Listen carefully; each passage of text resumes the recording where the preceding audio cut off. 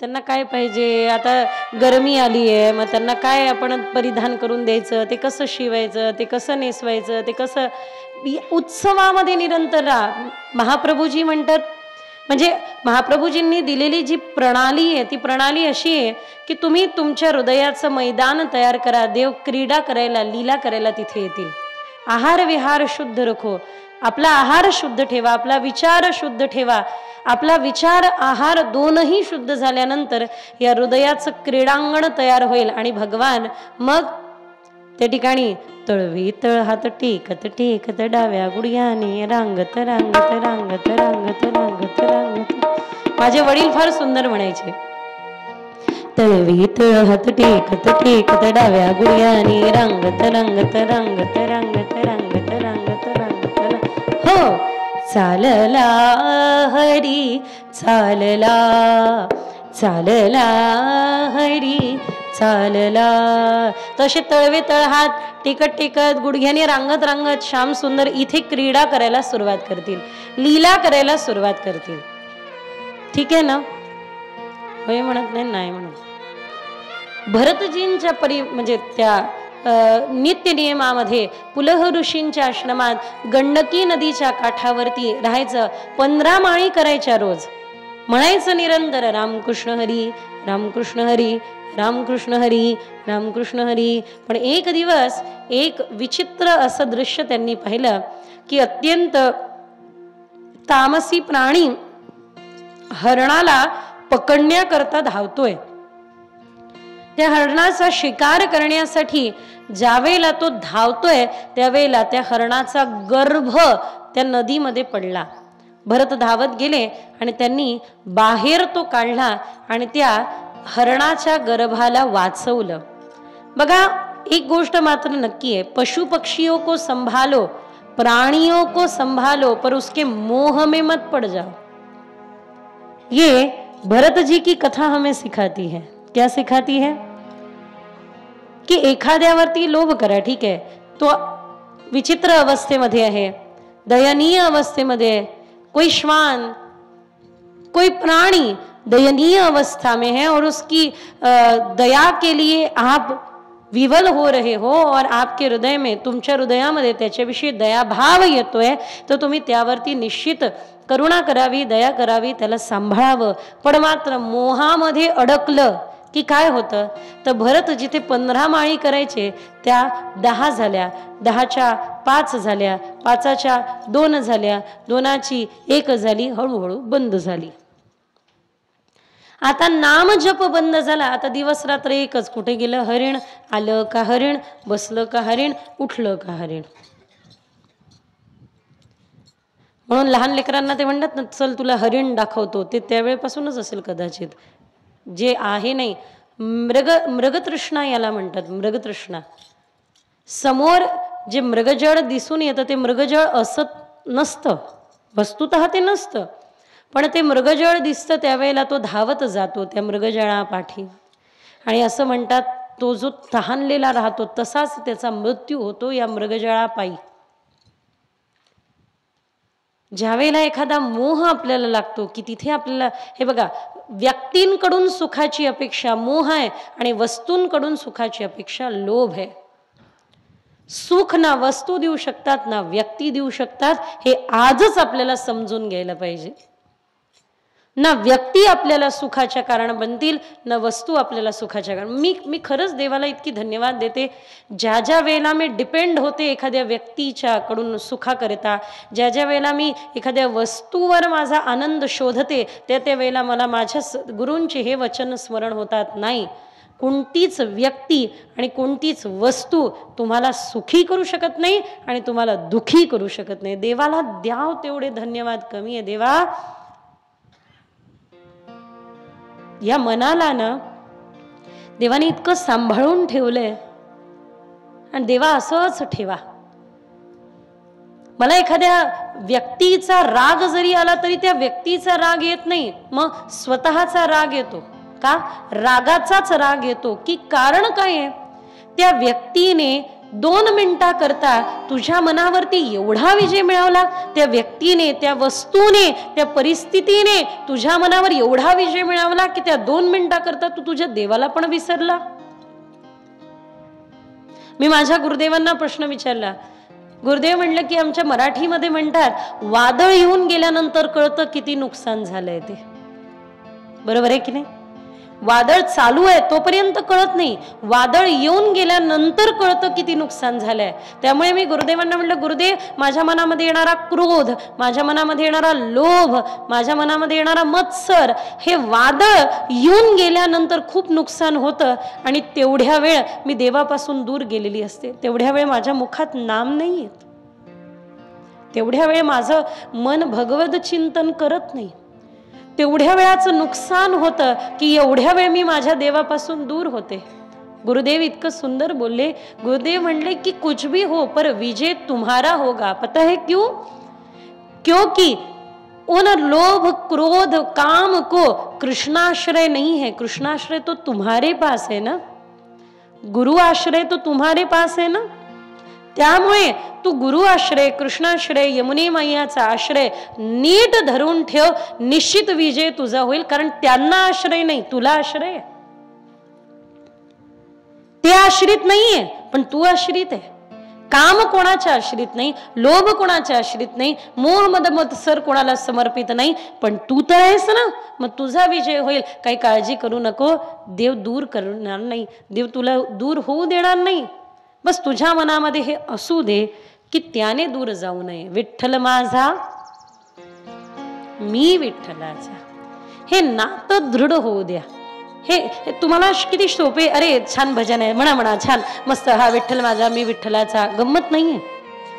वृंदावनामध्ये म्हणतात की खोटं खोटं म्हणा.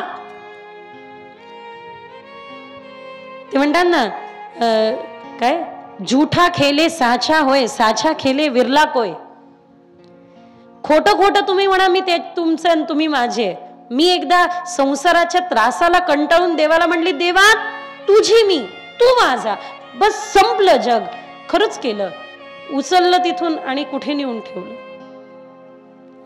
म्हणून खोटं खोटं म्हणा, खरं देव करतील. देवा मी तुझा तू माझा, बस.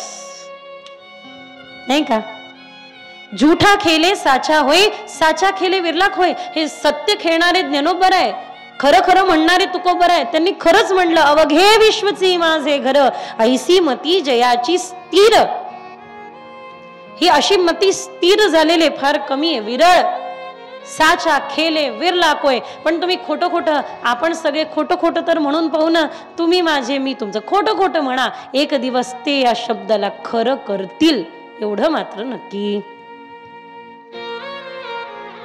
मोहामध्ये कोणती व्यक्ती आपल्या सुखाचं कारण नाही, कोणती वस्तू आपल्या सुखाचं कारण नाही. उलट त्या व्यक्तीकडून सुखाची आणि वस्तूंकडून सुखाची अपेक्षा आपल्या मनात लोभ मोह निर्माण करतं. आणि तेवढ्या वेळ आपण आश्रयातून दूर होऊन जातो, भगवंतापासून दूर होऊन जातो, देवाला विसरतो तेवढ्या वेळ आपण.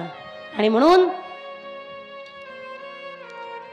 जी भरतांची अवस्था आहे की केवळ त्या हरणाचं चिंतन मनामध्ये चाललंय. नाही, प्राणी प्रिय असावा, पण त्या प्राण्याचं इतकं चिंतन व्हावं की चिंतने चिंतने तद्रूपता. शेवटी त्याच्याच विचारात मेले. म्हणून पुढचा जन्म कोणता मिळाला? पुढचा जन्म मिळाला हरणाचा. पण गतजन्माची जाणीव होती, पण त्या जन्मामध्ये भजन केलं आणि त्या पुढचा जन्म मिळाला जडभरताचा. जडभरत जी या जन्मात यांनी ठरवलं होतं काहीच करायचं नाही, चांगलंही करायचं नाही, वाईटही करायचं नाही. वाईट केलं तरी परिणाम भोगावे लागतात. वाईट करणे लोखंडाची चेन आहे, लोखंडाची जंजीर आहे. आणि चांगलं करणे सोन्याची. अहो काही असू द्या, साखळ दंड तो दोन्हीकडे, सोन्याचं असू द्या की लोखंडाचं असू द्या, बांधत तो दोन्ही ना, बांधता आपल्याला दोन्ही. त्यामुळे सत्कर्मही करणार नाही आणि दुष्कर्मही करणार नाही. जा तिकडे. घरातले वैतागले होते, कधीपर्यंत पोळ्या तोडणार, काम करा, कामधाम करा. पण यांनी ठरवलंच होतं काही काम करायचं नाही. काहीच न करणारे पडून राहणाऱ्या जडभरतांना म्हटलं जाऊ दे, यांना शेतात तरी उभं राहा, शेतात तरी उभं करा. फक्त असं असं करायचं, पाखरं तर उडतील. बुजगावण्याच्या ऐवजी तुम्ही उभं राहा, पाखरं तर हलवा. आणि म्हणून जडभरतांना पाखरं हाकलण्याकरता उभं करण्यात आलं शेतात. उलट झालं, विपरीत झालं. पाखरांना उडवायच्या ऐवजी पाखरांना बोलवायचे जडभरत आणि म्हणायचे आओ चिडिया खाओ खेत, रामजी की चिडिया रामजी का खेत, आओ चिडिया खाओ खेत, रामजी की चिडिया रामजी का खेत. कोणी काही म्हणा माझं भान नसे, चांगलं काय ना वाईट काय सगळं देवाचं. रोहगंध राजाची पालखी चालली होती. कहार आजारी पडला. एक कहार म्हणजे पालखी खांद्यावर घेणारा. इकडे तिकडे पाहिलं, कोणी नाही सापडलं. जडभरत सापडले बिचारे. त्यांना जोडलं, पालखीला जुंपलं. खालून एखादा प्राणी पशु पक्षी गेला, किडे माकोडे गेले की जडभरत जी उडी मारायचे, जसे उडी मारायचे तसा रोहगंध राजा वरचा खाली खालचा वर. काय चाललंय हे? बाहेर उतरून आले आणि म्हणतात कोण करत आहे? म्हणे हा हा हा नवीन आलेला कहार आहे ना, हे करतोय, हा करतोय. म्हणे अच्छा, अरे बाबा हे का करतोयस तू? असं का करतोय? तुला माहितीये मी कोण आहे? राजा आहे, राजा. जडभरत हसले आणि म्हणता अरे तुला काय माहिती मी किती मोठा राजा होतो, पण मात्र एक मोह, किती जन्म घ्यावे लागले एका मोहामुळे.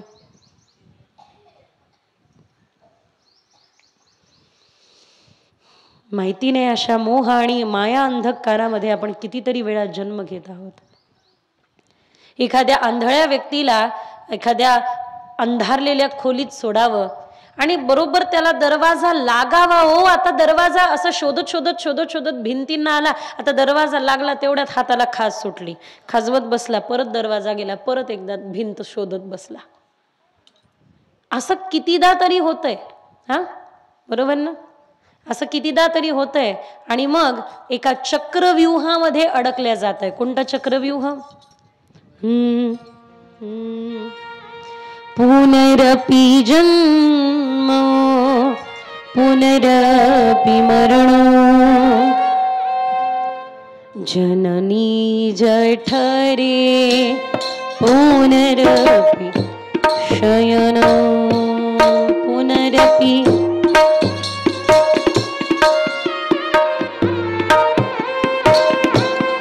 जननी जठरे पुनरपि शयन इह संसार बहु दुस्तारे कृपया पाहि पाहि मुरारी भज गोविंद भज गोविंद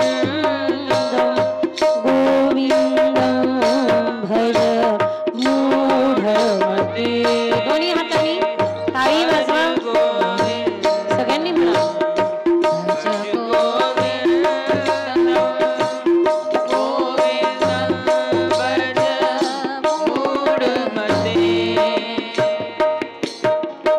इह संसार बहु दुस्तारे कृपया पाहि पाहि मुरारी.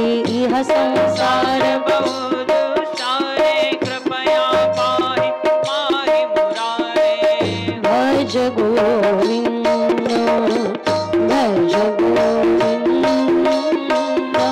गोविंद भज मूढमते. हरि बोल. भज गोविंद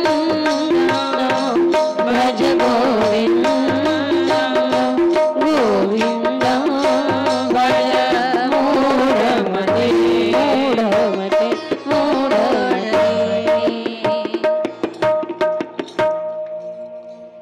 एक गंमत अशी झाली होती बघा. हे जडभरत जी आहे ना, यांना काही रानातील देवीला बली देण्याकरता उचलून नेलं होतं. ज्यावेळेला बली देण्याच्या हेतूने उचलून नेलं जडभरतांना, त्या वेळेला साक्षात भगवती जगदंबा तेथे प्रगटल्या आणि त्यांनी जडभरतांची सुरक्षा केली, असं पण एक वर्णन आहे. आणि मिळतं. हे जडभरत जी साक्षात भगवंताद्वारे सुरक्षित आहे, तीच स्वतः प्रगटली जिला बली देण्यात येत होतं. म्हणून सहज आपण म्हणून जातो, अहो देव चांगलं करतो. खरंय, एका राजाचा प्रधान होता, त्या प्रधानाला सवय होती म्हणायची, काय, देव करतो बरोबर करतो, देव करतो चांगलं करतो, देव करतो चांगलं करतो, देव करतो चांगलं करतो. राजा सकाळी सकाळी काहीतरी खायला बसला आणि त्याला काहीतरी लागल्यानंतर रक्त निघायला लागलं आणि या प्रधानाच्या तोंडातून सहजच निघालं, देव करतो चांगलं करतो. माझ्या हातातून रक्त निघतोय आणि मेल्या तू म्हणतोयस काय देव करतो चांगलं, उचला रे याला, टाका तुरुंगात. कशाचा प्रधान म्हणे, हा उचललं प्रधानाला, तुरुंगात टाकलं. आणि त्या दिवशी हा शिकारीला निघाला आणि त्यावेळेला शिकारीला गेला असता, ज्या वेळेला त्याला काही भिल्लांनी उचललं, त्याचा बली देणार होते, पण म्हणे बली देऊ शकत नाही, कारण भंगलेला आहे म्हणे, हा बली लागलाय म्हणे त्याच्या हाताला. सोडून दिलं, राजाला वापस पाठवलं. म्हणे खरंच प्रधान म्हणत होता ते खरंय, त्याला सोडून द्या तुरुंगातून, देव करतो ते खरंच चांगलं करतो. प्रधानाला सोडलं. बाहेर आल्यानंतर प्रधानाला घडलेली घटना सांगितली की बाबा तू म्हटलं तेच खरं झालं, आज मी भंगलो नसतो, मला लागलं नसतं तर माझा बली दिला गेला असता. बोट कापलं गेलं ते ठीक आहे, गळा कापला गेला असता तर किती गडबड झाली असती. देव करतो ते चांगलं करतो. प्रधान म्हणे परत एकदा, देव करतो ते खरंच चांगलं करतो. म्हणे का, म्हणे जर का मी असं म्हटलं नसतं तर तुमच्या बरोबर तुम्ही मला शिकारीला घेऊन गेला असतात, तुम्ही तर सुटले असतात, पण मी बली चढलो असतो. तुम्ही मला तुरुंगात ठेवलं, बरं झालं, देव करतो ते चांगलं करतो. मी तिथं होतो, सुरक्षित होतो, कमीत कमी माझा तर गळा नाही कापला गेला. प्रभू जे पण करतात ते तुम्हाला सुरक्षित ठेवून कर, म्हणजे तुमच्या संरक्षणामध्ये. म्हणून निज इच्छातः करिष्यती, देवा तुझी इच्छा असेल तसं कर बाबा, हां मी तुला समर्पित आहे, तू जे देशील ते बरोबर. तू निर्धन बनवलं तरी चालेल, तू धनी बनवलं तरी चालेल, सगळं दिलं आणि देवाने आपल्यापासून दूर केलं, मग मी देवाला म्हणत असते, देवा सगळं दे पण तुझ्यापासून दूर करू नको. सगळं दे म्हणावं लागतं, सगळं दे, कारण सध्या भरपूर कार्य करायचं आहे ना. 2 स्वप्न उघड्या डोळ्याने मी रोज पाहते. ते 2 स्वप्न कोणते? सगळ्यात पहिलं स्वप्न आहे, आमच्या यमुना महाराणी गिरवी आहे, गहाण आहे, गहाण. वृंदावनात गोकुळात जे जल दिसतं ते यमुनेचं नाहीच, मुळात यमुना जलच नाही. काय सांगू आता तुम्हाला, फार दुःख आहे महाराज, बोलू नाही, बोलायची वेळ येते. आमची यमुना महाराणी त्या ठिकाणी गिरवी आहे, तिला मुक्त करायचं आहे. या उघड्या डोळ्यांनी 2 स्वप्न पाहिलंय, आमच्या जमुनाजी स्वच्छ हो, आणि दुसरं ते म्हणजे लवकरात लवकर महाराष्ट्रवासियांकरता, जसं शेगावचं गजानन महाराज संस्थान आहे की अनेको साधकांनी यावं, साधना करावी, सहज खाता येईल, सहज राहता येईल, सगळी व्यवस्था निर्धनांसाठी पण तेवढीच, धनवानांसाठी पण तशीच, जी शेगावची अत्यंत पारदर्शी व्यवस्था आहे तशी व्यवस्था वृंदावनामध्ये, म्हणजे विठ्ठल रुक्मिणी मंदिर उभं व्हावं आणि साधकाने तिथे येऊन भजन करावं, असं एक स्वप्न आम्ही रोज उघड्या डोळ्यांनी पाहतो. जोपर्यंत ते पूर्ण होत नाही तोपर्यंत घेणं देणं लागलेलं राहील, तोपर्यंत बोलणं लागलेलं राहील. एकदा ते झालं ना मग फक्त माळ घ्यायची आणि हे स्वप्न आहे, देव पूर्ण करतील एवढं मात्र नक्की. गोपाल कृष्ण भगवान की. तर या ठिकाणी जे चिंतन आपण पाहतोय, देव करतो, तुम्ही धनवान असाल तरी पण देव योग्यच करतोय.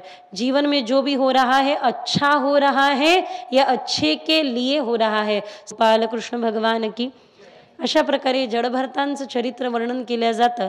अनेको कथा भागवताने वर्णन केल्या, त्यामध्ये एक चरित्र असं येतं, प्राचीन बर्हीला देवर्षी नारद महाराज पुरंजन उपाख्यान सांगताय. आपण सर्वांना कल्पना आहे, पुरंजन म्हणजे जीव, आणि या पुरंजनाला पुरंजनी मिळाली बा एकदाची. ही माया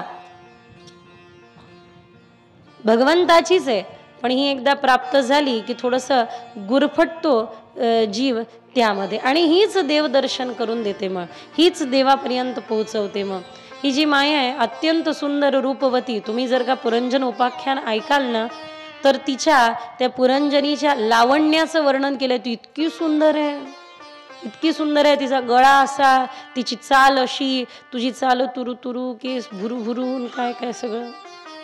मला जास्त वर्णन करायची गरज नाही. लेखकांनी लेखनाच्या माध्यमातून भरपूर काही काही वर्णन केलेले आहे.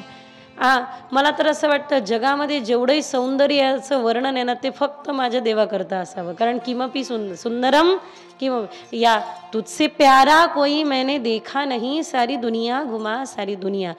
तेरी गीता में है कितनी सुंदर छवि, तेरे सिर पर मुकुट मोर पंख की लगी, तुकड्या पाया दर्शन अब ना किसमें है मन, सारी दुनिया घुमा सारी दुनिया. मी पाहिलंय, पूर्ण दुनिया फिरून पाहिलंय. संत वंदनीय राष्ट्रसंत तुकडोजी महाराज म्हणतात, मी पूर्ण दुनिया फिरून पाहिली आहे, पण तुझ्यापेक्षा सुंदर या जगात मला कोणी दिसलं नाही. बघ, तुझी सुंदरता विशेष आहे, तुझी सुंदरता अद्भुत आहे. श्याम सुंदर किती सुंदर आहे याचं वर्णन मला तुम्हाला करायची गरज नाही. आपल्या संतांनी करून ठेवलंय. काय? रूप पाहता लोचनी सुख झाले हो साजणी.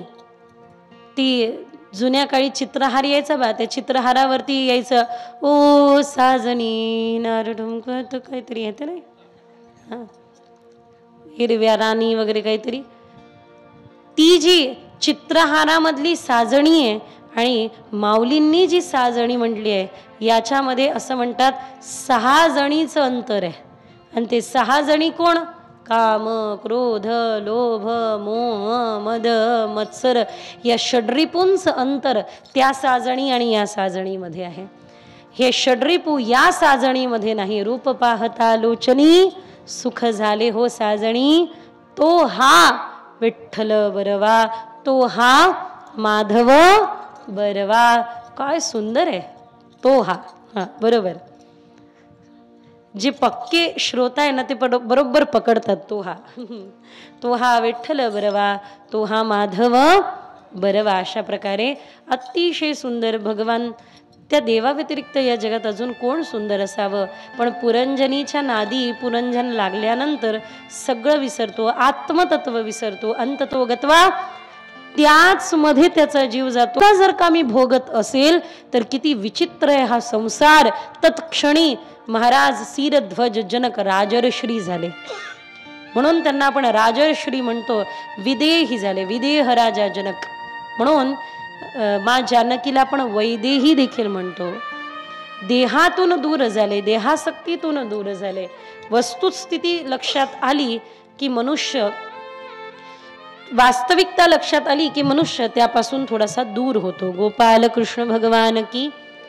आणि त्यावेळेला अविज्ञात यांची प्राप्ती झाली आणि त्यांनी उपदेश केला की अरे तू गतजन्मामध्ये माझाच सखा होता, द्वासुपर्णानी माझाच सखा होता. पण काय सांगायचं, कुठेतरी माया ग्रसित झाल्यानंतर तुझा तो जन्म समाप्त झाला. पण आता तरी मात्र या सख्यत्वाला विसरू नको. नातं शास्त्राने कोणतंच मान्य केलं नाही.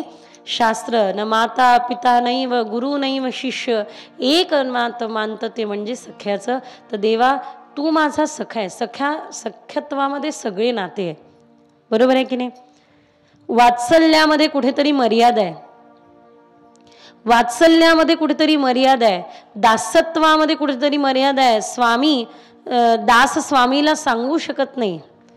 दास्यत्वामध्ये मर्यादा आहे, वात्सल्यामध्ये मर्यादा आहे, पण सख्यत्वामध्ये कुठे मर्यादा नाही.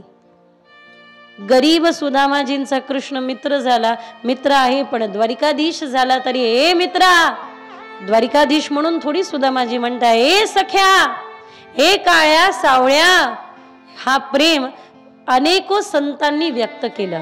कसं व्यक्त केलं? काय म्हणतात जनाबाई? धरीला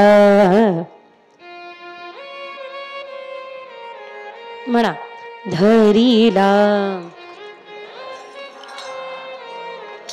धरीला पंढरीचा गळा बांधुनिया, धरीला गळा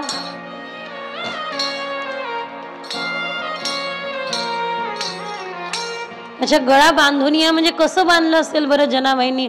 असं बांधलं असेल, जनाबाई चालली अशी अशी दोरी ओढत आणि ठाकूरजी विठ्ठलनाथ चालले असे असे असे, अगं अगं हळू ओढ हळू ओढ, असं काहीतरी असेल ते दृश्य, नाही का?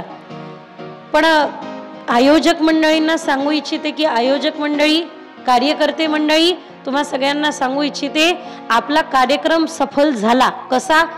वक्ता थांबला आणि श्रोता सुरू झाला की समजायचा कार्यक्रम सफल झाला, पावती मिळाली. आम्ही आलो तुमच्या गावात यासाठी, आम्ही निघून गेलो तरी चालेल, पण तुम्ही मात्र थांबू नका, गात राहा, हाताने टाळी आणि मुखाने हरिनाम. धरीला पंढरीचा सोर, धरीला पंढरीचा सोर, धरीला पंढरीचा सोर, धरीला पंढरीचा सोर, धरीला पंढरीचा सोर, गळा बांधून या दोर, धरीला पंढरीचा सोर, गळा बांधून या दोर, धरीला पंढरीचा सोर, धरीला पंढरीचा सोर.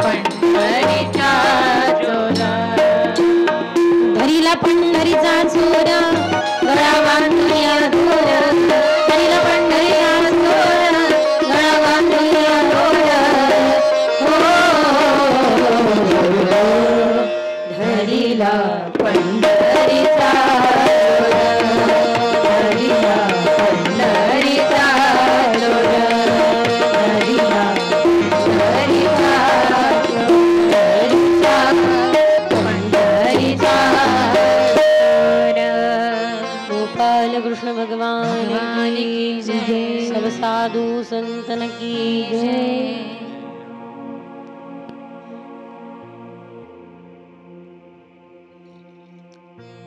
तो सर्वस्व आहे, तो सखा आहे, तो आपला आहे. हे पुरंजन आणि अविज्ञात या कथेतून म्हणजे पुरंजनोपाख्यानामधून आपल्या लक्षात येतं, आपल्याला कळून येतं. यानंतर प्रियव्रत राजाच्या परिवाराचं आधी वर्णन करत जडभरतांचं चरित्र आपण श्रवण केलं. हे सगळं श्रवण करत असताना एक चिंतन फार महत्त्वपूर्ण, त्यानंतर आपण पुढे वळूया की इंद्र, या इंद्राद्वारे बृहस्पतींचा अपमान होतो आणि बृहस्पती त्यावेळेला देवतांचं गुरुपद सोडून निघून जातात. हे बघा, एक गोष्ट मात्र नक्की आहे, भगवद्गीतेने सांगितलेलं तसं संतांकडे जावं. काय सांगते भगवद्गीता? तत्विधी प्रणिपातेन परिप्रश्नेन उपदेक्षन्ति ते ज्ञानम. हा, ज्या वेळेला आपण संतांकडे जातो त्यावेळेला त्या विधीने जावं. तत्विधी. कोणती विधी? विनम्रतेने. अर्थातच संतांकडे गुरुकडे जाण्याची एक विधी आहे. मी मुलींना सांगत असते, तुम्हाला तर काहीच नाही. फक्त एखाद्या वेळेला चुकीला रागवलं तर रागवलं, पण मात्र आम्हाला ज्या पद्धतीची शिक्षा दंड मिळालाय ना, अशा पद्धतीची शिक्षा आणि दंड आजकाल जर का गुरुकुलांमध्ये भेटायला सुरुवात झाली तर 4 वेळा पोरी गुरुकुल सोडून पळून जातील. 4 वेळा. आमच्या वेळेला असं नव्हतं टिप्पण काढायचं आणि उतरवायचं आणि बोलायचं. नाही, यूट्यूबच नव्हतं. यूट्यूब काय, फोनच नाही. लँडलाईन फार जुनी नाही आहे मी, पण मात्र नव्हते फोन. गोपाल कृष्ण भगवान की. बरं, होते तरी सहजासहजी प्रत्येकाला भेटत नव्हते, उपलब्ध नव्हते, प्रत्येकाकडे नव्हते. आणि आज अरे भरपूर अवघड झालंय आज. म्हणजे एखाद्या वेळेला आपली शिकार, कोणती? वराह शिकार पकडायची. काही लोक पकडत फिरतात. पकडायची असेल ना तर हा त्याला फोन लावतो, तिकडे गेला तिकडे गेला, पकड पकड पकड. हा म्हणतो इकडे गेला पकड पकड पकड. फोनचं इतकं कठीण झालेलं आहे आज. घरामध्ये हॉलमध्ये वडील बसले, मुलगा बेडरूम मध्ये आहे, वडील मुलाला मेसेज करतात, काय करत आहे? मुलगा म्हणे अभ्यास करत आहे. वडील म्हणतात 2 तास झाले ऑनलाईन आहेस? मुलगा उत्तर लिहून पाठवतो, नाही बाबा अभ्यास करत आहे. हे सगळं ते फोनवर. हा, वडील म्हणतात थांब तुला मारतो, असं म्हणून ते इमोजी असतात मारण्याचे, बुक्कीचे, असं 2 पाठवतात. मुलगा रडण्याची इमोजी पाठवतो, म्हणजे फोनवर मारणंही झालं, फोनवर रडणंही झालं, विषय संपला. तर त्यावेळेला असं सगळं नव्हतं. काय? गुरुमुखी होती विद्या. गुरुमुखी होती तोपर्यंत बरं होतं. हे हातात फोन आले त्यावेळेपासून मोठं विचित्र झालं. आश्रित बुद्धी राहते ना तोपर्यंत ठीक राहते. बुद्धी आश्रित नाही राहिली की गडबड करते. तर मग 2-2 तास पूर्ण आश्रमाची सेवा करायची, गार्डनची सेवा करायची, व्यवस्था करायची. जर आश्रमामध्ये एक मंदिराचं बांधकाम चाललं असेल तर वीट पोहोचून द्यायची, सेवा करायची, विटा, स्वयंपाकाची सेवा सांभाळायची, सगळी सेवा सांभाळायची. आणि नंतर 2 तास सेवा केल्यानंतर 1 पान वाचायला मिळायचं. त्यावेळेला स्वामी अखंडानंद सरस्वतींचं भागवत दर्शन जे टीका आहे ती फक्त त्यांच्याच महात्म्यांकडे असायची. त्यामुळे एक फक्त पान वाचायचं. किती? 1. 2 तास सेवा करायची, 1 पान वाचायचं. दिवसभर सेवा करायची आणि थोडंसं अध्ययन करायला मिळायचं. म्हणून आजची जी शिक्षा प्रणाली झाली आहे ती मोठी फास्ट फॉरवर्ड झालेली आहे. ठीक आहे, काही हरकत नाही. तुमचं सुदैव आहे की तुम्हाला नंतर जन्माला आल्यानंतर तुम्हाला एवढं सगळं मिळतंय, मग त्याचा तरी कमीत कमी लाभ घ्या. मी प्रत्येक दिवशी सांगत असते प्रत्येकाला जो शिकतोय त्याला की बाबा रे, आपल्याला जर का शिकायला आमच्या वेळेला शिकण्यासाठी फार मरमर करावं लागत होती, तडफड करावं लागत होती, पण आता मिळतंय ना, मग शिका ना, शिका, पोटभर नीट शिकून घ्या संतांकडून. आणि साधू आम्हाला तर वस्तूने शिकवलं. एकदा मी आश्रमामध्ये होते आमच्या बँगलोरला, वेदविज्ञान महाविद्यापीठामध्ये मी संहिता घेत होती दामले गुरुजींकडून. त्यावेळेला आमचे एक स्वामी ब्रह्मतेजी, फार वयस्कर स्वामीजी, ते त्यांचं सत्र पूर्ण करून, संस्कृत सत्र पूर्ण करून बाहेर आले. बाहेर पाऊस चालू होता म्हणून मी त्यांना छत्री माझी देऊ केलं. मग माझ्याकडे छत्री होती, मी त्यांना पुढे केली. नॉर्मली कशी द्याव, त्यांनी हात असा पकडला, मला काही कळेना, मी आडवी पकडली, मग सरळ, मग परत आडवी, मग त्यांच्या हातात अशी दिली. ते छत्री घेऊन निघून गेले. पण मात्र माझ्या डोक्यात बराच वेळ हेच चालत राहिलं की ते गेले पण जाता जाता खूप काही शिकवून गेले. काय? मी आडवी छत्री पकडली आहे, ते हात आडवा करून छत्री घेऊ शकले असते, पण त्यांनी हात असाच ठेवला. ते मला सरळ करून त्यांना द्यावं लागलं. ते जाता जाता मला हे शिकवून गेले की बाबा तू दे कसं, पण मी तसंच घेईल जसं मला घ्यायला पाहिजे. जनता दुनिया तुम्हाला शिवी दो, ताली दो की चाहे गाली दो, तुम वही लो जो तुम्हें लेना है. बाकी सोडून द्या, काय खरे की खोटे? चाहे ताली दो चाहे गाली दो, मेरी रोज बजेगी खंजडी. त्यामुळे फक्त गुरु आपल्याला मुखाने शिकवत असतात असं आवश्यक नाही, त्यांचे डोळे शिकवत आहे, त्यांचं पाहणं शिकवत आहे, त्यांचं न पाहणं पण आपल्याला शिकवत आहे. त्यांना आपण काहीतरी देत आहे ते पण शिकवत आहे, ते काहीतरी आपल्याकडून सेवा स्वीकार करत आहेत ते पण आपल्याला शिकवत आहे. मी तर मुलींना म्हणत असते, मुलींना तुम्ही गोकुळात या, गोकुळामध्ये तुम्ही फक्त एका क्लासरूम मध्ये बसून शिकाल नाही, मग गोकुळातली पानं, गोकुळातले झाडं झालं आणि वृंदावनातले तर एक छोटे छोटे पशुपक्षी देखील कृष्ण कथा शिकवताना तुम्हाला दिसतील, जे तुम्हाला सहज कृष्ण कथा शिकवत आहे आणि सांगत आहे. खूप सुंदर आहे हे. बस शिकणारा तयार पाहिजे, शिकवायला संपूर्ण प्रकृती तयार बसलेली, ही संपूर्ण सृष्टी तुम्हाला शिकवायला बसलेली आहे. प्रत्येक घटनेतून तुम्हाला शिकायला मिळेल, प्रत्येक घटना तुम्हाला शिकवेल, प्रत्येक अवस्था तुम्हाला वरती नेण्याकरता मदत करेल, तुम्हाला अपलिफ्ट करेल. शिकता आलं पाहिजे, बस मुख्य काय आहे, शिकता आलं पाहिजे.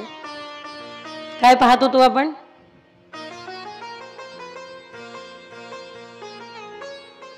पुरंजन आणि अविज्ञात, पुरंजनोपाख्यानानंतर आपण पाहत होतो की इंद्राने गुरुचा अपमान केला, जो होता कामा नये.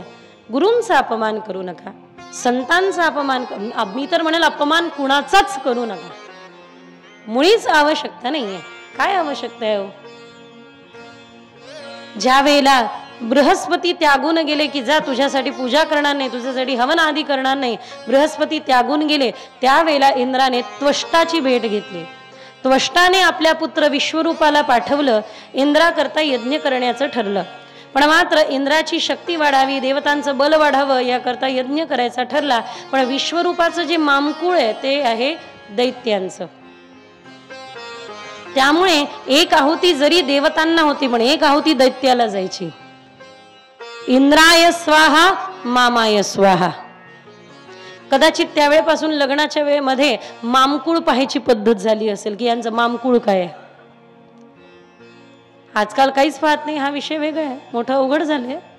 पण पूर्वी पाहायचे कुळ, गोत्र, वर्ण, त्यांचा वर्ण, गण, देवगण आहे, राक्षस गण आहे, मनुष्य कोणता गण आहे नेमका, कुंडली पाहायचे, व्यवस्थित पाहायचे.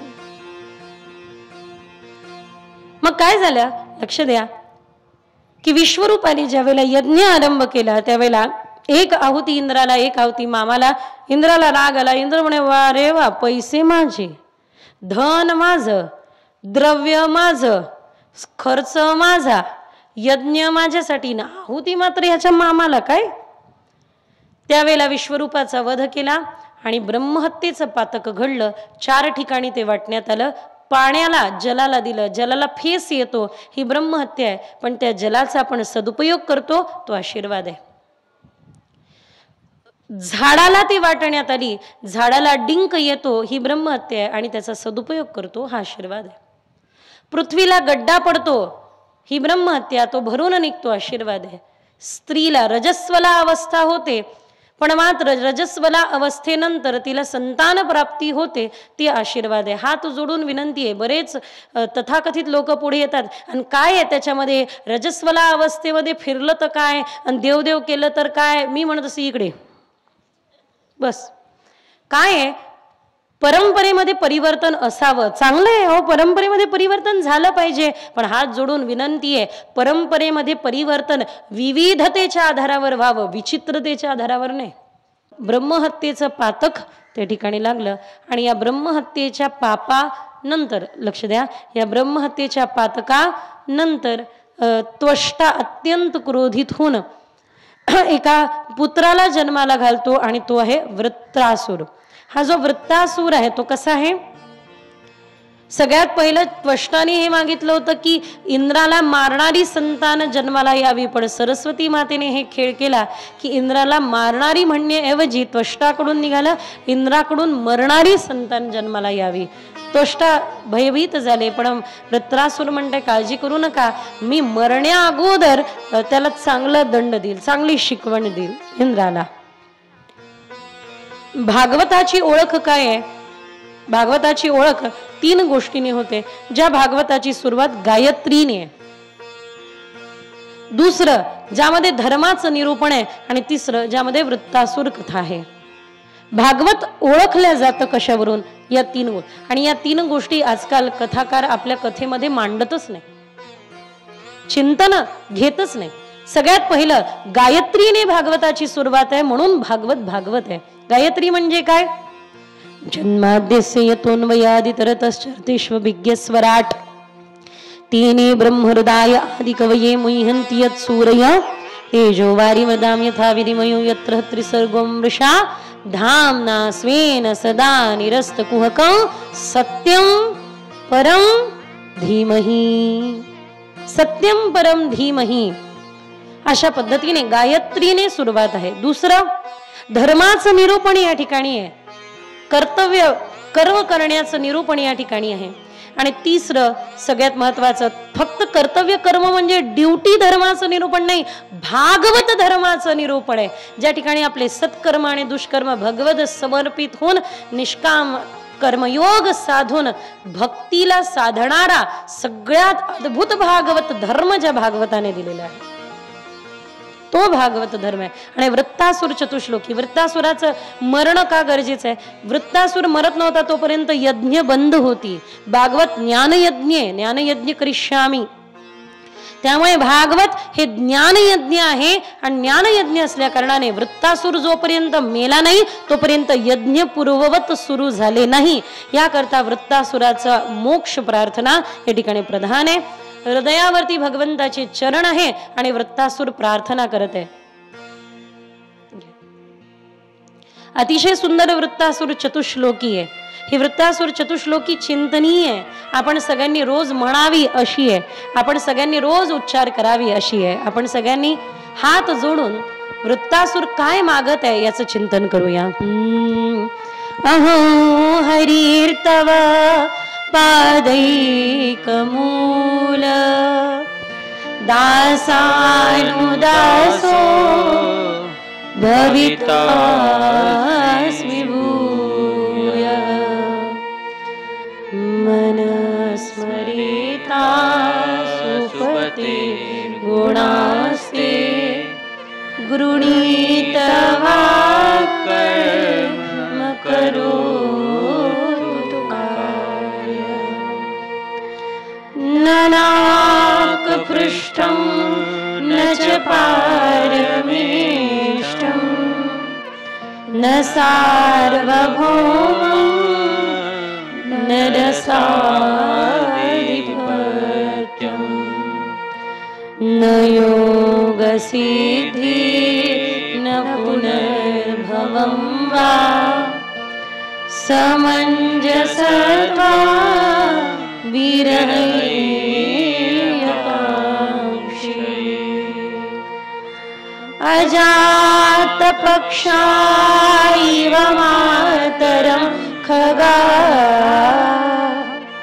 सन्यं यथा सतरा क्षुधार्था प्रियं प्रियव विषितं विषण्णा मनोरविन्दाक्ष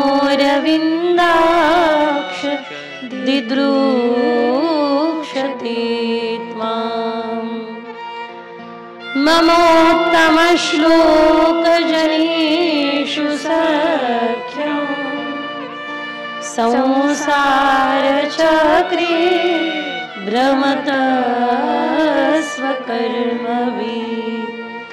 त्वन्माययात्मात्मजदार्गेः श्वासक्तचित्तस्य ननाथ भूया ममोत्तमश्लोकजनेषु सख्यं संसारचक्रे भ्रमतस्वकर्मभिः त्वन्माययात्मात्मजद्वारगेः श्वासक्तचित्तनाथ भू. हे प्रभो, मला एकच कर, दासानुदासो भवितास्मि भूय अहम हरिर्तव पादैकमूल. देवा, मला तुझ्या दासाचा दास कर. ज्या वेळेला मी तुझ्या दासाचा दास होईल त्यावेळेला तुला प्रिय असेल मला माहिती. आजी आजोबांना लेकरं प्रिय असतात, पण त्याही पेक्षा अधिक प्रिय असतात नातवंड, दुधावरची साय असतात ना. एका गावामध्ये एक कंजूस स्त्री होती, कोणाला काहीच खाऊ पिऊ घालायची नाही. एक अतिशय चतुर हुशार व्यक्ती त्या ठिकाणी गेला आणि म्हणू लागला, काळजी करू नका, तिच्या घरून मी खाऊन पिऊन येतो, तिची स्तुती करशील, कोणी खाऊ पिऊ घालेल. म्हणे नाही नाही, तिची स्तुती करणार नाही तरी खाऊ पिऊन येईल. मग जा म्हणे.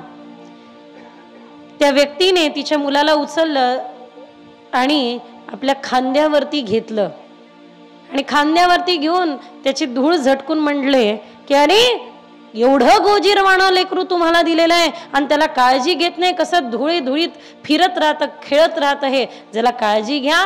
ती त्यावेळेला म्हणते थांबा, चहा ठेवलाय, पोहे खाऊन जा, चहा पिऊन जा. कारण त्या कंजूस स्त्रीला देखील दान देण्याकरता भाग पाडलं. का भाग पाडलं? त्याचं कारण त्या समोरच्या व्यक्तीने तिच्या लेकराची काळजी घेतली होती. काहीतरी द्यायला भाग पाडलं ना, लेकराची काळजी घेतली होती. आणि म्हणून देवा, मला तुझं कर्तव्य माहिती आहे किंवा तुझं दातृत्व आम्हाला माहिती आहे. तू तुझ्या लेकरांवर तर कृपा करतोच करतो, पण तुझ्या म्हणजे संतांची सेवा करणाऱ्याला जास्त प्रेमाने पाहतो. म्हणून आम्ही ज्या ज्या वेळेला मंदिरामध्ये जातो त्या वेळेला एखाद्या भक्ताच्या मागे उभं राहून दर्शन करत असतो.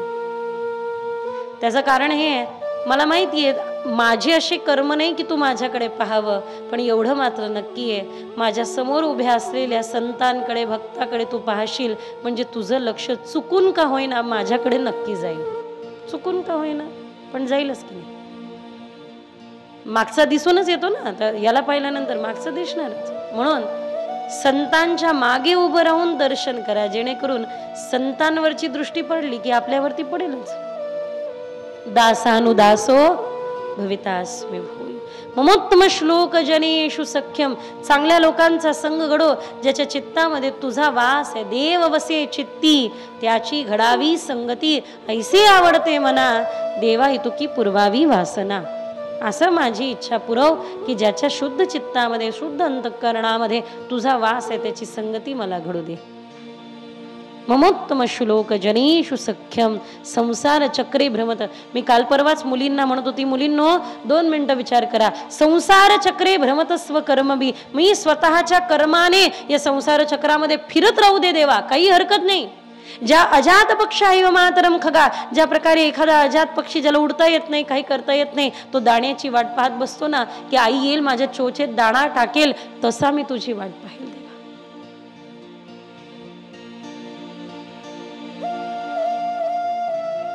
एखाद्या वत्साला दूध पाहिजे असतं, त्यावेळेला आईच्या वक्षस्थलातून दुधाच्या धारा वाहतात, दुग्धम. आणि त्या धारेन करता तो आतुरलेला असतो, तो विव्हल असतो. मग देव म्हणतात का रे बाबा, दूध पिल्यानंतर वत्स दूर चालले जातात. नाही नाही नाही, तसं नाही देवा, नाही. मग मी कसा होईल? अजात पक्षा इव मातरम खगा. ज्याला उडता येत नाही, उडून तरी मी दूर निघून जाईल, पण ज्याला उडता येत नाही, ज्याला स्वतःचं काहीच करता येत नाही, मी असा राहील की जेणेकरून तुम्ही यावं आणि तुम्ही दर्शन द्यावं. संसार चक्रे भ्रमतस्व. आणि एक परी तू नाही आला तरी चालेल, नाही दर्शन दिलं तरी चालेल, तुझ्यासाठी मला तडपू दे. तुझ्या विरह भक्तीचा मला, वियोग मला अनुभव करता येऊ दे. हे बघा, संयोग आणि वियोग या दोन्ही गोष्टी महत्वाच्या आहेत. आमच्या श्री वल्लभाचार्य महाप्रभूजींच्या सेवकांमध्ये एक सेवक होते, गुसाईजींनी देखील ज्यांना पुढे सुंदर अशा प्रकारे उपदेश केला, ते म्हणजे चतुर्भुज दास यांचे पिता श्री कुंभनदासजी. कुंभनदासजींना 7 मुलं होती, पण कोणी विचारलं की कुंभनदासजी तुम्हाला किती मुलं आहे, तर सांगायचे, कुंभनदासजी म्हणायचे मला 1.5 मुलगा आहे, 1.5. अरे 1.5 का? म्हणे त्याचं कारण हे की एक मुलगा जो आहे तो अर्धा आहे, आणि तो अर्धा काय, तो फक्त गायीची, श्रीनाथजींच्या गायीची सेवा करतो. त्याला देवदेव करायचा जमत नाही. कुंभनदासजी तडपायचे की मला असा पुत्र व्हावा की ज्याच्या बरोबर मी सतसंग करावा. त्यामुळे चतुर्भुज दास भगवंतांनी स्वतः त्यांच्या जीवनामध्ये सत्संगी पुत्र दिला. आणि चतुर्भुज दास माझा पूर्ण पुत्र आहे. का पूर्ण पुत्र आहे? कारण देवाचा त्याला संयोग पण आहे आणि देवाचा त्याला वियोग पण आहे. दोघही समस्थितीला, दोघांची चित्तवृत्ती समत्वाला असायची आणि मग सोबत लिहायचे किंवा सोबत गायचे. त्यामुळे मला 1.5 मुलं आहे. 1.5 एक पूर्ण जो मुलगा आहे त्याला देवाचा संयोग पण आहे आणि वियोग पण आहे, दोन्ही असावा. म्हणून देवा नाही दर्शन दिलं तू काही हरकत नाही, मला ना तुझ्या विरहामध्ये तडपू दे, तडपू दे. संसार चक्रे भ्रमतस्व कर्मभी, या संसार दुष्चक्रामध्ये मी फिरत राहिलो तरी चालेल, पण मात्र तुला भजण्याची जी भाव आहे तो माझ्यापासून कोणी हिरावू नये. मी तुला विसरू नये. हे नाथ मैं तुम्हें भूलू नहीं, हे नाथ मैं तुम्हें भूलू नहीं. आणि मी माझ्या छोट्याशा बुद्धीने परत पुढे थोडंसं जोडलं की हे नाथ मैं तुम्हें भूलू नहीं और हे नाथ अब तुम्हारे सिवा और कुछ याद आए ही नहीं. तुझ्याशिवाय बाकी सगळं व्यर्थ आहे, फक्त तुझी स्मृती सार्थ आहे. ते स्मरण आहे, भगवत स्मरण. ते म्हणतो ना आपण की काय, विष्णू स्मरण सगळे संपत्ती आहे आणि भगवंताचं विस्मरण विपत्ती आहे. गोपाल कृष्ण भगवान की. अशी मुक्त कथा करायला मिळाली ना तर मोठा आनंद होतो. मी तुमचे लक्ष पाहते, तुमची एकाग्रता पाहते. बऱ्याच ठिकाणी असं होतं, थोडा वेळ झाला की म्हणतात दीदी नाचवा नाचवा नाचवा. म्हणजे एका ठिकाणी रामकथा होती, त्या रामकथेमध्ये मध्ये मध्ये चिठ्ठ्या यायच्या, ताई नाचवा. मी शबरी प्रसंग घेतला आणि त्याच्यानंतर नाचवलं. नाचायचंच आहे ना, मग नाचा. पण एक गोष्ट मात्र नक्की, अंग नाचो ना नाचो, चेतना नाचली पाहिजे त्या भगवतांच्या लीलेमध्ये, त्या नामामध्ये. त्यामुळे असे चांगले वक्ता मिळाल्यानंतर असं वाटतं की हा हा हा हा काय बोलावं काय नाही, असं शांततेने कथा होते ना, सुटसुटीत होते, सगळं बोलावं असं वाटतं. किती प्रकारचे नरक आहे विचारलं राजा परीक्षिताने शुकदेवांना. किती प्रकारचे नरक आहे? 28 प्रकारचे नरक आहे. भूगोल खगोलाचं ज्ञान हे रोहुगंध राजा हा कपिल मुनींच्या सत्संगाला निघाला होता. तो थांबून गेला आणि त्यावेळेला जडभरताने त्यांना भूगोल खगोलाचं ज्ञान दिलं. नरकाविषयी राजा परीक्षिताने विचारलं किती नरक आहे? अनेको नरक. कुंभीपार्क, मिमिश्री, नरकाचं वर्णन सुरू केलं. पण हळूच शुकदेव महाराज म्हणतात, राजन जिथे जायचं नाही तिथला पत्ता विचारू नये. एक व्यक्ती उभा होता चौकशी रेल्वे काउंटरवर आणि म्हणू लागला, का ही ट्रेन कुठे जाते? म्हणे दिल्ली. ती ट्रेन कुठे जाते? म्हणे चेन्नई. ती कुठे जाते? म्हणे बंगलोर. ती ट्रेन कुठे जाते? म्हणे ती जाते कोलकाता. तुला कुठे जायचंय हे सांग. ही कुठे जाते ती कुठे जाते ते नको विचारू. इतक्या वेळचं डोकं खाते. ही ट्रेन कुठे जाते? नागपूर. ती ट्रेन कुठे जाते? नेवासा. अरे तुला जायचं कुठे आहे? त्यावेळेला यांनी उत्तर दिलं, कुठंच जायचं नाही, उगच विचारत होतो, उगच. बाबा रे जायचं नाही तर विचारायची गरज नाही. नरकामध्ये जायचं नाहीये त्यामुळे विचारू नकोस. पण नरकामध्ये जाणारा जीव वैकुंठाचा अधिकारी कसा होतो याचं उदाहरण तुला सांगतो, ऐक. ब्राह्मण एक कर्म शुद्ध पद्धतीने करत आहे. त्रिकाल संध्या करणारे, नित्य सदाचरण करणारे, यज्ञ आदी मध्ये व्यस्त असलेले अजामिळ एकदा वैश्येला आपल्या प्रियकराबरोबर गमन करताना पाहतात. आणि हे ज्या वेळेला वैश्येचा ते सुख पाहतात, एक विचार बदलतो. एक विचार मनामध्ये विचार आला की मी काय यज्ञ करत बसलो, मी काय जप अनुष्ठान तप करत बसलो. खरं सुख तर इथं आहे, भोग भोगण्यात आहे. पंच इंद्रियांपासून निर्माण होणाऱ्या सुखांमध्ये, भोगांमध्ये खरं काही आहे. अजामिळाचं जीवन बदललं. त्या दिवसापासून अजामिळ देखील वैश्यगामी झाले. ते भोग भोगू लागले. भोगणारा भोग कधी रोगी होऊन जातो हे कळत नाही. भोगी जीवन नष्ट केलं महाराज, संपूर्ण जीवन संपत आलं. अंत तो गतवा काय झालं की एक दिवस ज्या वैश्यागामी झालेले हे अजामिळ, त्याच्या दारावरती काही संत आले. ते म्हणू लागले तुम्ही इथून जाबा, कारण तुम्ही जर का इथे राहाल आणि माझे पती जर का वापस येतील तर ते मला दंड देतील. म्हणे आम्ही जातो, पण काही खायला असेल तर द्या. खाऊ घातलं, द्वारावरती आलेल्या संतांची सेवा केली आणि मग हळूच ते संत जाता जाता म्हणतात की आम्ही जातोय खरं, पण एक विनंती आहे. आणि ती विनंती अशी आहे की तुम्हाला झालेल्या मुलाचं नाव यानंतर तुम्ही नारायण ठेवा. मुलगा झाला, त्याचं नाव नारायण ठेवलं गेलं. शेवटी आयुष्यभर कधीही न सत्कर्म केलेल्या अजामिळाला ज्या वेळेला शेवटी मुलाला आवाज द्यायला म्हणलं नारायण, मृत्यू आला. देवदूत पण आले, यमदूत पण आले. देवदूतांनी यमदूत असे सरळ केले ना, चांगली सुताई केली,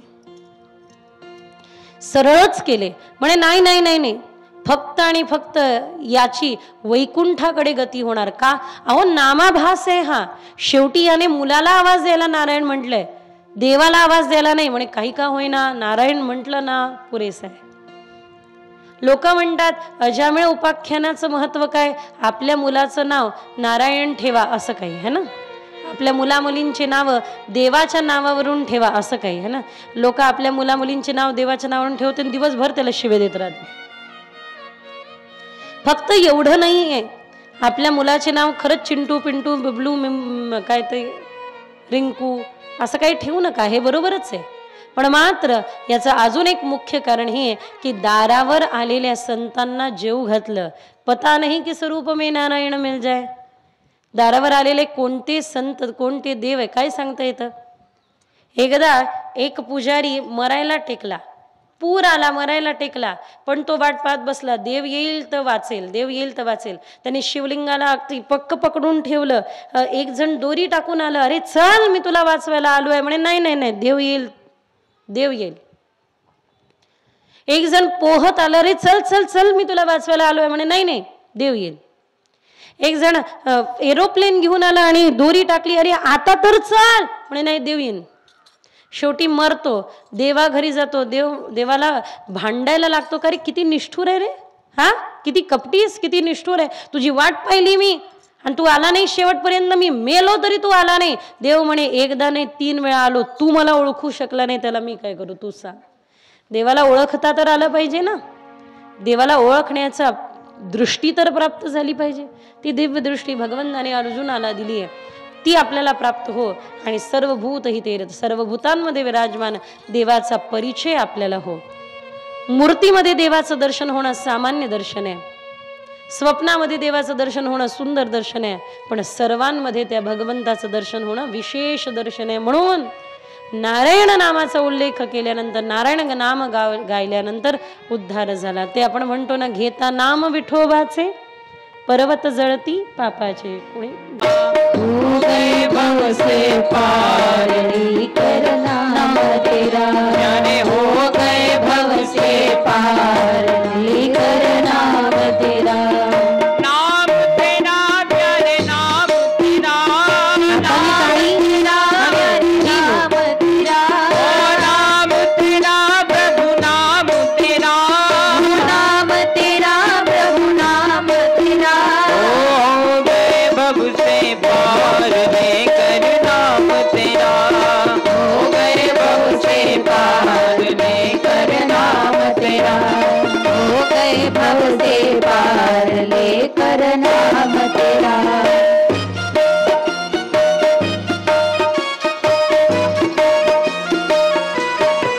हरी बोल.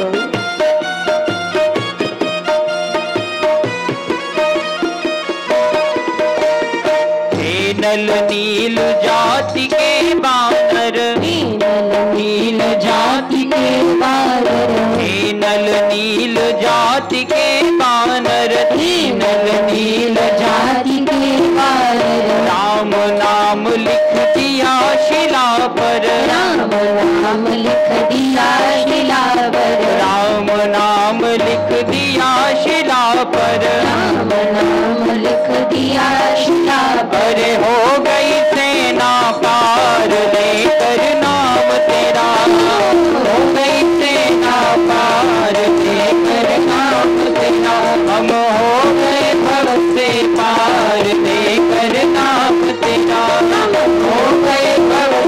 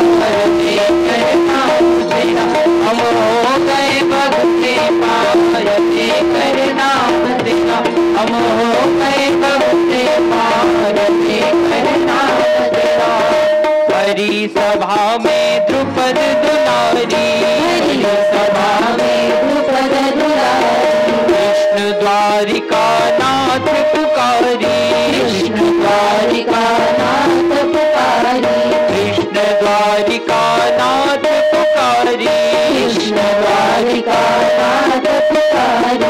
बढ़ गया तीर अपार लेकर नाम तेरा, बढ़ गया तीर अपार लेकर नाम तेरा। ओ नाम तेरा, नाम तेरा, नाम तेरा, नाम तेरा, नाम तेरा, नाम तेरा, नाम तेरा, नाम तेरा। हम हो गए भव से पार लेकर नाम तेरा, हो गए भव से पार लेकर नाम तेरा, हो गए भव से पार लेकर नाम तेरा, हो गए भव से पार लेकर नाम तेरा। गोपाल कृष्ण भगवान की जय। वाह, सुंदर। आपण जे चिंतन करत आहोत ते खरंच नाम महात्म्याच्या आधारावर आहे। फक्त एवढं कारण आहे का हो की मरताना नारायण म्हणलं नाही, संतांना खाऊ देखील घातलं होतं ना, संतांची सेवा देखील केली होती ना। दारावर आलेल्या ईश्वररूप संतांची, संतरूप ईश्वराची सेवा पण केली होती। एक मोठा व्यापारी होता आंब्याचा, त्यांनी 5 आंबे एका वारकऱ्याकडे पंढरपुराला पाठवले, खाऊ घाला बरं का। रस्त्याने जाता जाता 2 आंबे खाल्ले, भूक लागली कारणाने 3 ठेवले आणि प्रणाम केला, वापस आले। यजमानाच्या स्वप्नामध्ये देव आले म्हणे, का रे मोठा आंब्याचा व्यापारी आहे, इनमीन 2 आंबे मला पाठवले? म्हणे नाही नाही देवा, 5 पाठवले होते, पण सांगितलं वारकरी बुवांनी 2 भूक लागल्यामुळे त्यांनी खाल्ले, 3 तुला दिले। म्हणे नाही मला 2च मिळाले, मग 1 गेला कुठे? वारकरी बुवांना प्रश्न केला की खरं खरं सांगा, तुम्ही ठेवले किती आणि खाल्ले किती? म्हणे खरंच सांगतोय बाबा, 2 खाल्ले, 3 खाल्ले असते तर 3 सांगितले असते, त्याला काय? बघ मी वारकरी आहे, काम क्रोध मोह मद मत्सरावर ज्याने वार केला असा पक्का वारकरी आहे, खोटं बोलणार नाही, मी खरं सांगतोय। 2 आंबे खाल्ले, 3 देवापुढे ठेवले। मग देव कसं सांगताय स्वप्न? चला त्यांनी दृष्टांत द्यावा, त्याशिवाय नाही। जोपर्यंत देव या एका आंब्याचा हिशोब लावणार नाही तोपर्यंत मी अन्न पाणी ग्रहण करणार नाही, वारकऱ्याने निश्चय घेतला। रात्री स्वप्नात पुन्हा यजमानाच्या देवाले म्हणे, खरे किती हुशार आहेस, माझ्या वारकऱ्याला उपाशी ठेवलास, मला उपाशी ठेवलंस। म्हणे देवा तुम्हीच तर म्हटलात ना मला 2च मिळाले, मग 3रा गेला कुठे? अरे सोपं आहे बाबा, ज्या वारकऱ्याने 2 आंबे खाल्ले त्यांनी खाल्लेले मला मिळाले, 3 मूर्ती पुढे ठेवलेले मला काय माहित कोणी उचलले? देव खातो भक्ताच्या मुखाने खातो, देव पाहतो भक्ताच्या मुखाने पाहतो, देव अनुभवतो भक्त द्वारा अनुभवतो। अहम भक्त पराधीन म्हणत देव भक्ताची, देवाच्या भक्ताची केलेली सेवा आपली सेवा समजत असतो, ठीक आहे।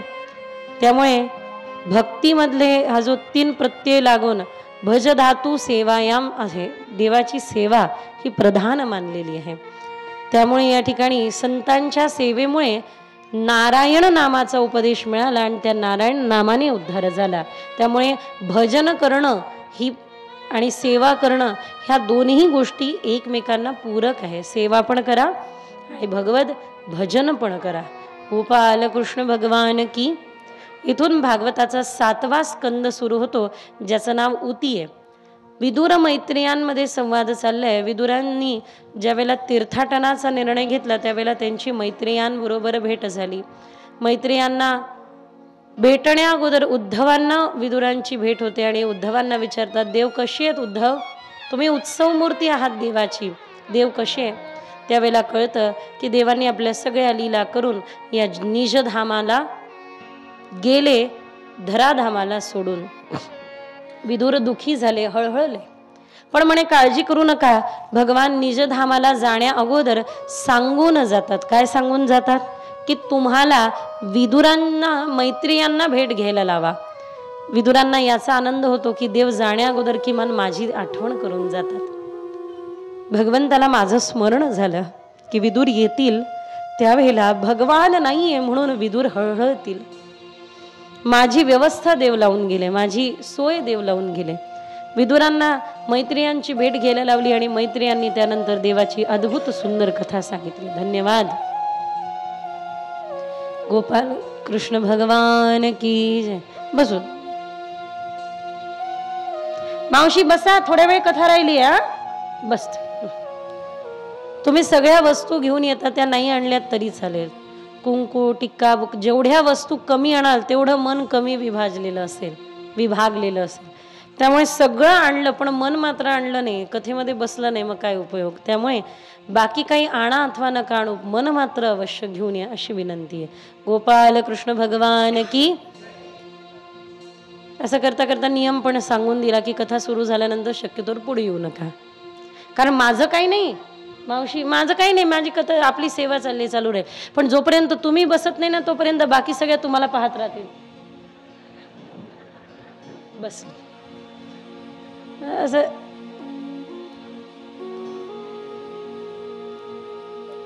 हा, गोपाल कृष्ण भगवान की.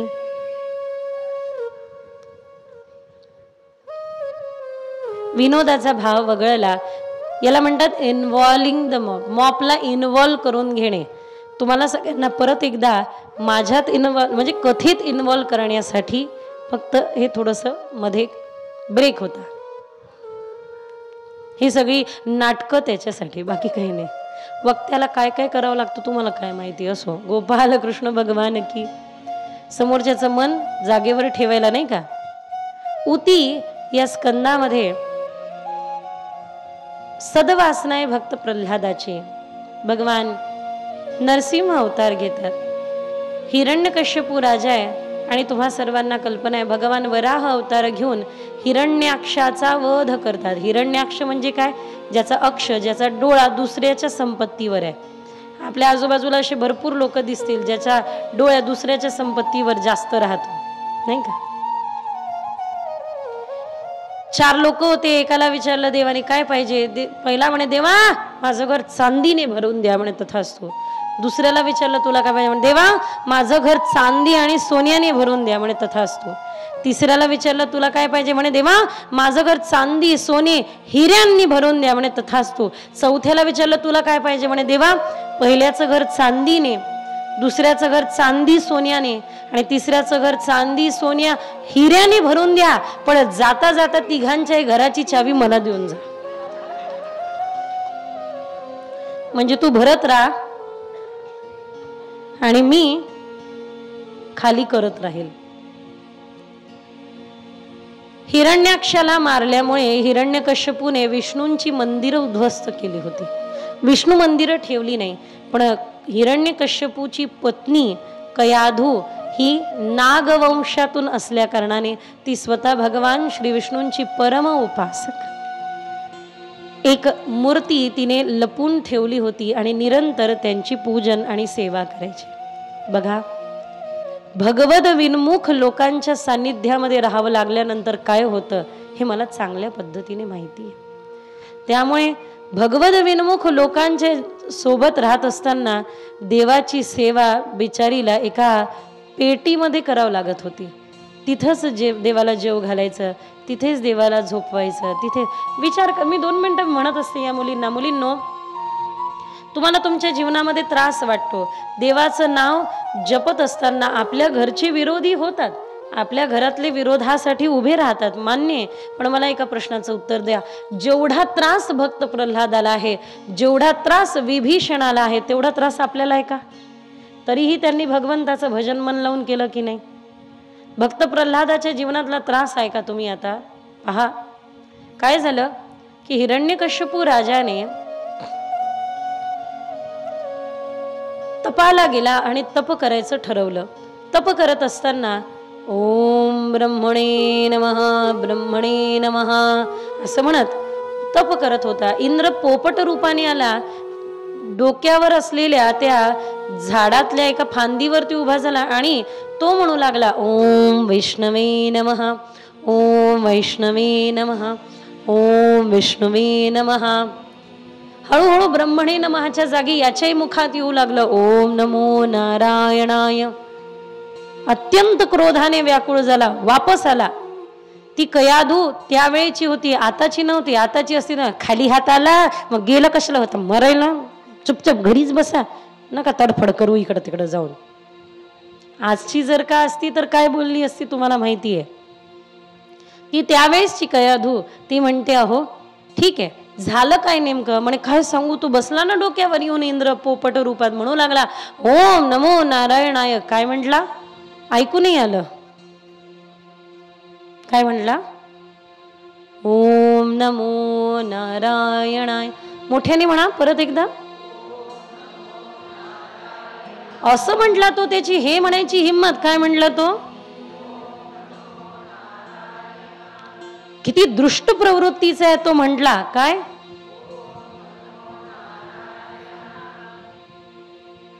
एक नव्हे, दोन नव्हे, तीन नव्हे, कयाधूने 108 वेळा म्हणूनच घेतलं बा ओम नमो.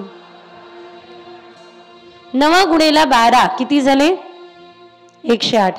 नवग्रह 12 राशी रोज 108 वेळा किमान 1 माळ तरी जपत जा. अशी तर भरपूर जपत जा, पण किमान 1 माळ तरी जपत जा. काय म्हणत जा, रामकृष्ण हरी म्हणा, ओम नमो नारायणाय म्हणा, ओम नमो भगवते वासुदेवाय म्हणा, अथवा एक तर आहेच काय गिरिराज धरण प्रभु तुमरी शरण.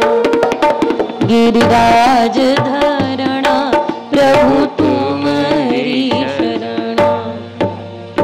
देवा मी तुम्हाला शरण आहे. किमान निरंतर याचा तरी गान करत राहा, उच्चारण करत राहा.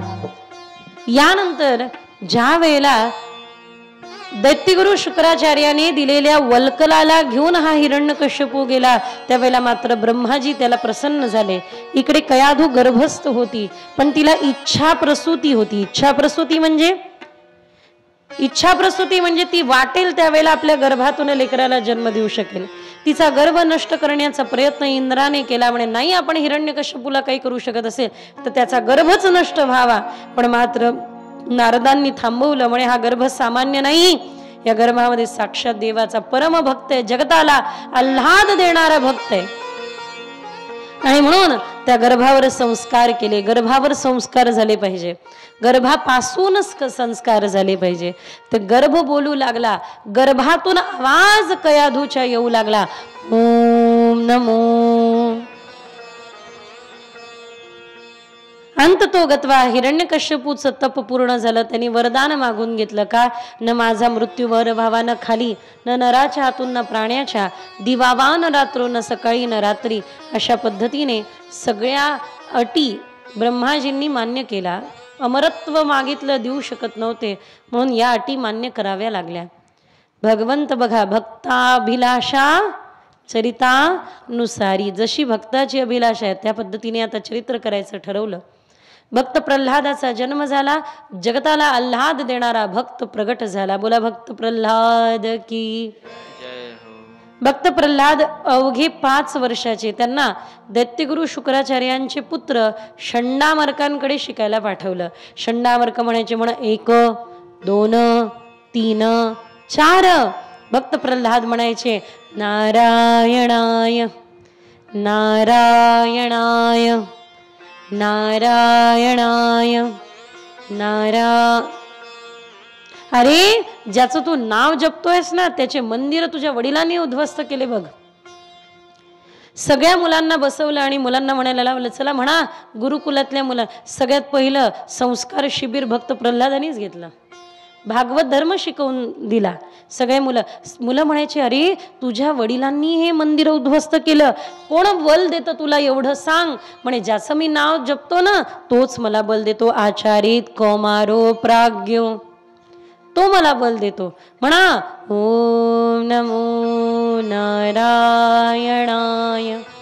तो सर्वशक्तिमान भगवान आपल्या आत्म्याचं केंद्र आहे, तो संचारित करत आहे. त्यांनी ठरवलं तर आपण चालतो. त्यांनी निर्धार केला, तो आपल्या असण्यामुळे आपल्यात असण्यामुळे आपण बोलतो. त्याच्या इच्छे व्यतिरिक्त कोणाला प्राण येऊ पण शकत नाही आणि त्याच्या इच्छे व्यतिरिक्त कोणाचा प्राण जाऊ देखील शकत नाही. म्हणा मुलांनो ओम नमो. षण्णामर्काने हे लक्षणं पाहिली आणि बोलवायलाच पाठवलं. बाबा हिरण्यकश्यपू, हे तुझी प्रयोगशाळा मोठी गडबड झालेली दिसते, जरा ये. हिरण्यकश्यपूने सैनिक पाठवले, मोठे क्रोधात आलेले होते सैनिक. पण असं म्हणतात भक्त प्रल्हादाला हाताला स्पर्श केला, पकडला हात, तर भक्त प्रल्हादाचं रोम रोम नारायण जपत आहे. हात लावला त्याच्यातली तामसिकता नष्ट झाली. भक्ताचं जीवन कसं असावं? गंगे समान असावं. त्याने जिथे बसावं त्या स्थानाला सुंदर करावं. दुनिया बदलने का ख्वाब नहीं है मन में, जहां चलू हरी नाम का सुगंध बाटते चलू. कोणी कितीही रागात येऊ, पण मात्र तुमच्या चेहऱ्यावरची दत्तचित्त सुंदर हास्य पाहिल्यानंतर समोरच्याने राग विसरावा, असं तुमचं व्यक्तित्व असावं. तर या ठिकाणी भक्त प्रल्हाद निरंतर नामस्मरणाने सात्विक झालेले, अत्यंत शुद्ध चित्त. विचारलं हिरण्यकश्यपू राजाने, सांग काय शिकलास तू? उत्तर देतात, बाबा जे मी शिकलो ते तुम्ही शिका. कमीत कमी तो हिरण्यकश्यपू विचारतो तर खरं, सांग काय शिकला तू? आजच्या हिरण्यकश्यपूंना म्हणजे आजच्या वडिलांना विचारा, का तुमचा मुलगा केवढा आहे? म्हणे काही नाही, 2 वर्षापूर्वी एवढा होता, आता एवढा आहे, एवढा. कारण ज्या वेळेला आई वडील कामाला जातात त्यावेळेला मुलं झोपलेली असतात, आई वडील कामावरून येतात त्याही वेळेला मुलं झोपलेलीच असतात. ज्यांच्यासाठी आपण मरतोय त्यांना थोडाही वेळ देत नाहीये. हे असेच पाहणार, झोपेत आडवेच पाहणार. आपल्या देशात तरी बरं आहे कमीत कमी, बाहेरच्या देशामध्ये त्याच्यापेक्षा कठीण आहे. तिकडचे मुलांचे नाव जॉन्सन, अँड्रिसन, बॅट्रिसन, पेट्रिसन, मेट्रिसन, का नावं अशी असतात? मी विचारलं एकदा, का नाव असे? म्हणे नाही, याच्या बापाचं नाव लक्षात राहावं की हा कोणाचा सन आहे. बाहेरच्या देशामध्ये फार कठीण आहे. My son and your son fighting with our son. माझा मुलगा आणि तुझा मुलगा आपल्या मुलाबरोबर भांडत आहे. हिचा हा 4थ्या नवऱ्याचा मुलगा, त्याचा हा 4थ्या बायकोचा मुलगा, आणि सोबत आपल्या मुलाबरोबर भांडत आहे, असं ते प्रकरण असतं. जाऊ द्या, न लक्ष दिलेलं बरं. आपल्या देशामध्ये तरी बरं आहे कमीत कमी. थोडंफार तर नैतिकता, थोडंफार कुटुंब व्यवस्था आणि थोडंफार विवाह व्यवस्था आपण जपून ठेवलेली आहे. जपून ठेवा महाराज, भविष्यात काय होईल काही सांगता येत नाही. गोपाल कृष्ण भगवान की. बाबा जे मी शिकलो ते तुम्ही शिका. काय शिकलो मी? श्रवणम ही नवविधा भक्ती सगळ्यात पहिले कोणी गायली? भक्त प्रल्हादाने. श्रवणम कीर्तनम विष्णू स्मरणम वंदनम अर्चनम दास्यम सख्यम पादसेवनम आत्मनिवेदनम. ऐकताच क्षणी प्रचंड क्रोधित झालेल्या या हिरण्यकश्यपू राजाने आदेश दिला, जा याला तापलेल्या तेलामध्ये सोडून द्या. तेल तापवण्यात आलं, नारळ टाकलं तर थडकन फुटून बाजूला झालं. सैनिकांची इच्छा होईना, ओ कोवळं लेकरू आहे, ओ सांगितलं त्याला नको म्हणू तर ते नाही म्हणणार. बेटा तू का जपतो रे बाबा, नको म्हणू ना. पण मात्र भक्ती लपवण्याची गोष्ट नाही, गाण्याची गोष्ट आहे. नाही, मी निरंतर देवाचं नाव गात राहील. ठीक आहे, उचलण्यात आलं आणि गरम गरम तेलामध्ये टाकण्यात आलं. गरम तेलामध्ये जणू नारळ तुटून फुटकन बाजूला पडलं. आता असं वाटलं की त्या लहानशा लेकराचं काय होणार. विचार करा, जेवढे यातना भक्त प्रल्हादाच्या जीवनात आहे तेवढ्या यातना आपल्या जीवनात आहे का? नाही. तरी आपण नाम जपत नाही, तरी आपण देवाचं नाम घेत नाही. अग्नी कुंडा माझी घातला प्रल्हाद,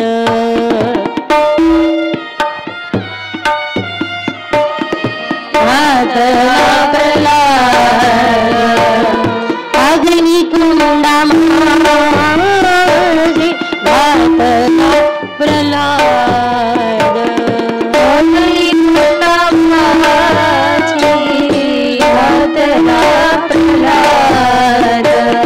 हरी तू नारायण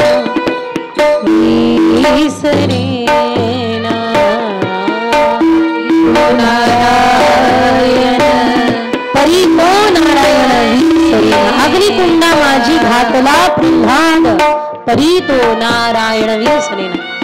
आली ना होलिका, म्हणू लागली माझ्याकडे फायर प्रूफ चादर आहे, घेऊन बसली ना भक्त प्रल्हादाला.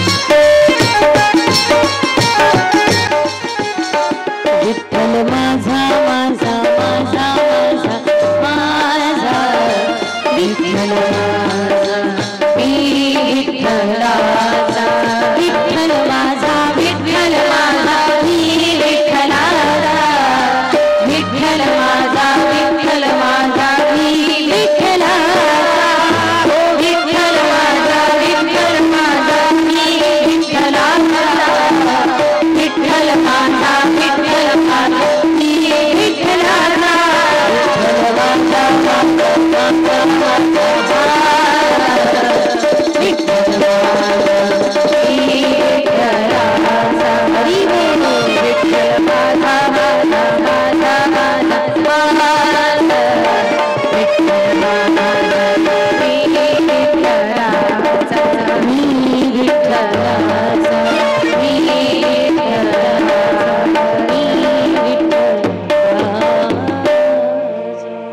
गोपाल कृष्ण भगवान की जय.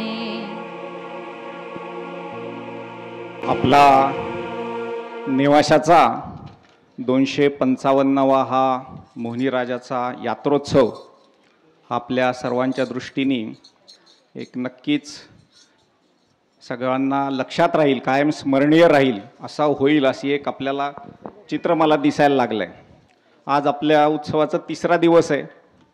आपण आसन व्यवस्था पुढे सरकवली, 100 खुर्च्या जास्त मांडल्या, तरी देखील आज सगळी भाविक मंडळी मागे बसली आहेत. उद्या आमच्या आयोजक मंडळींची अजून धावपळ झाली पाहिजे असा प्रयत्न सगळ्यांनी करा. जय हो जय श्री भागवता आरती करो तुझ भगवन श्री शुभमुनी परम भाई नाना हरि गाई जय हरि आरती करो तुझ भगवन जय हो जय श्री भागवता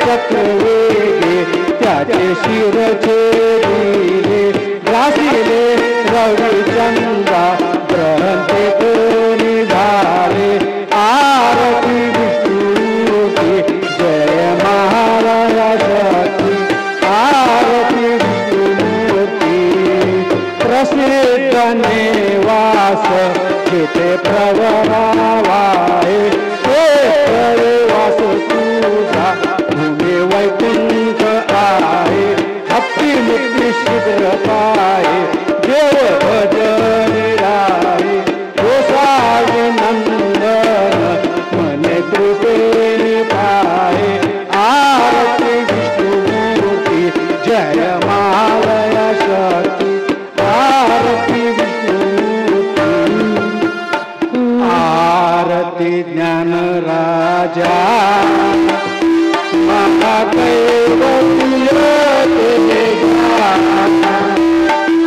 सेवती साधु संत सेवती साधु संत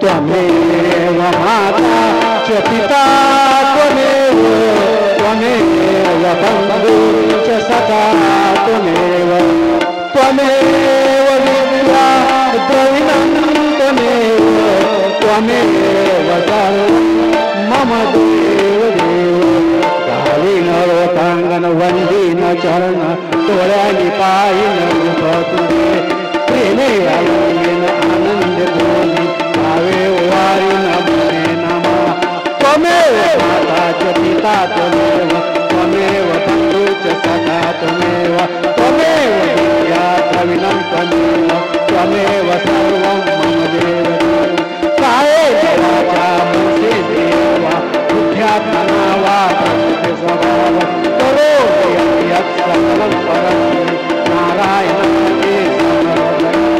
अद्भुतं केशवं ब्रह्माण्डं कृष्णरामचन्द्रं वासुदेवं श्रीधरं माधवं गोपिकावल्लभं जानकीनायकं रामचन्द्रं हरे राम हरे कृष्ण हरे राम राम हरे कृष्ण हरे राम राम हरे कृष्ण हरे भागवत महापुराण की वेद व्यास भगवान की सुखदेव भगवान की बोल मुनराज महाराज की बोल मोइनराज भगवान की जय बोल मुनराज की जय बोल मुनराज की जय बोल मुनराज की जय बोल मुनराज की जय बोल मुनराज की जय बोल मुनराज की जय